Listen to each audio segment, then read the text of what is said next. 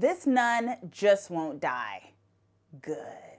Dancing on the verge. Anyone can love a pretty little mansion, but could you love a haunted house? Or could Hey Twisted people, it's your Twisted Girl here, Chauncey K. Robinson, and today I am doing a spoiler-free review of The Nun 2. In 1956 France, a priest is violently murdered, and Sister Irene begins to investigate. She once again comes face to face with a powerful evil. The Nun 2 is a 2023 American Gothic supernatural horror film. It serves as a sequel to The Nun, 2018, and is the 8th installment in the Conjuring Universe franchise. The Nun 2 isn't as good as the first one, but it's still a worthy addition to the Conjuring universe. And it is a sequel that expands on the lore of what is shaping up to be one of the scariest new original monsters of the 2020s. In my humble opinion, I honestly believe that Valak, aka the demon that is the nun, is perhaps one of the best original monsters that we've gotten in a long time when it comes to like mainstream horror films and franchises. You know, we have our usual players such as Michael Myers, Freddy Krueger, Jason, and Chucky, of course. How can I forget Chucky? And, those are kind of our regulars. And then, of course, we get Pennywise and whatnot. So it's been a while. We haven't had, I think, an original monster in a minute that I think could build on a larger franchise. And I think the Conjuring universe has been giving us that kind of goodness when it comes to the horror with Annabelle and with Valak, aka the nun. I think we're getting characters that are shaping up to be really good carriers of the torch when it comes to original horror.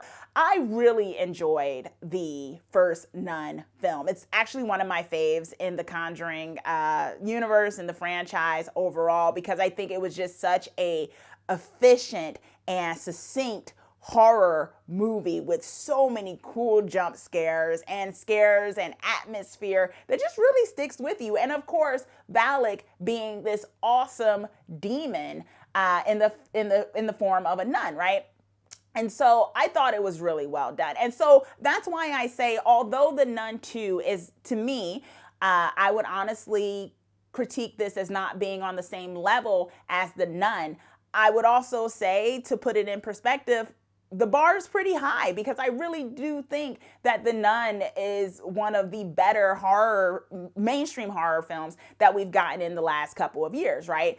With a monster at the center of it to build upon. That's not to say we dismiss the sequel, but usually the sequel is used to expand the lore. And that's very much what The Nun 2 does here. It expands on Valak. It expands on the stakes. It expands on the world of theology, of spirituality, of religion, and whatnot. And so that's what you're really focusing on here. So the film, in that case, feels like it takes a while to get started because it's somewhat expanding on that lore. And so you feel like you're getting a lot of exposition that maybe you didn't get in the first one, right? Because the first one just kind of jumped right into it. And so this second one has to kind of explain a little bit more to lay out the new stakes that we're dealing with. So what happens is that you get about 45 minutes or so, although there are some scares within the 45 minutes, that is a lot of buildup, and I feel like that's a very big departure from the first one, which kind of jumped right into it. And so if you go into this kind of expecting we're jumping right into it, you are going to be disappointed, because you do not jump right into it. There's a good 40 minutes of a lot of buildup. There's scary stuff throughout, but it's mostly buildup. The first movie benefited from there being a central location. With The Nun 2, we are in a variety of places because there's a mystery going on in terms of a priest being killed and murders happening, and we're trying to figure out why the murders are happening, and they're happening in different places. So it feels a bit scattered because of the fact that you have it so that there's different settings for at least the like I said, the first 45 minutes. So you never really get to settle into like a haunted space necessarily for the duration of about the first half of the movie. So it can feel a little hard to settle into. With that said, the scares are very much present. There is brutality, there is violence, there is gore. And I would argue it felt like the gore was a lot more than the first one. I feel like they increased the violence, and I feel like that was probably the choice because of the fact that the first half of the movie is a lot of buildup. So that second half, I think they really just wanted to hammer it home even more because it was like, we had you waiting a little bit and it was a little bit scattered. So now we're really going like ham, hardcore with the scares and the brutality. I think that works for the most part because of the fact that you're waiting. I would argue though that efficient scares don't always have to be lots of blood gushing and really violent. And I feel like the movie, because of the fact that the first half is a bit slower, that they went for that. But it didn't necessarily increase the fear. It definitely increases the action, but I don't necessarily think it enhanced the creep factor. If anything, it was just a lot more brutal, where you just had a lot more moments where you were looking away and just like, oh my gosh. There were a lot more moments of that, but as opposed to moments like, oh my gosh.